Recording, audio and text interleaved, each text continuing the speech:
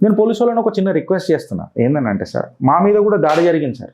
3-4 రోజులు కంటిన్యూస్గా జరిగినాయి సార్ మా మీద. 3-4 ఎఫ్ఐఆర్లే ఉన్నాయి సార్. నేనేం అడుగుతున్నా సార్, నా ఆఫీస్కి వచ్చి నా సామాన్ ఎత్తుకోపోయారు సార్. ఆ సామాన్ ఇప్పటిదాకా ఏడిపోయిందో కూడా తెలియలేదు. రాత్రి నా ఇంటి మీదకి 120-130 మంది వచ్చి దాడి చేసిరు సార్. ఆడెవడు, ఏంది, ఏం కథ దాని మీద అంటే భాగ్యనగరంలో మా భాగ్యరేఖలు ఏ రకంగా ఉన్నాయో అనే భాగ్యం కూడా మాకు లేదు. బట్ ఒక రాజకీయ నాయకుడికి, ఒక మహిళా ఆఫీసర్కి, అది కూడా బ్యూరోక్రసీలో ఇన్వాల్వ్ అయి ఉంటే మాత్రం సపరేట్గా ఒక సిట్టు, రాత్రి మిడ్ నైట్ అరెస్టులు. నేను 3 లీగల్ క్వశ్చన్లు అడిగినా సార్, 2 సుప్రీంకోర్టు సైటేషన్స్లు కూడా పెట్టినా సార్. అగ్రీవ్డ్ పార్టీ కూడా కంప్లైంట్ చేయకపోయినా ఈ అతుత్సాహం ఉంది కదా sir, judiciary versus executive over reach అని అన్నట్టు నాకు అనిపించింది సార్. మెజిస్ట్రేట్ ఇమీడియట్గా బెయిల్ ఇచ్చేసింది సార్ అని అంటే నరేటివ్ అనేది ఆడనే కొట్టేసిండ్రు రాదు. మెజిస్ట్రేట్ ఇచ్చిన బెయిల్ ప్రకారం చూస్తే, జడ్జి గారు ఇచ్చిన బెయిల్ ప్రకారము అసలు అరెస్ట్ ఎందుకు చేసిరు మీరు?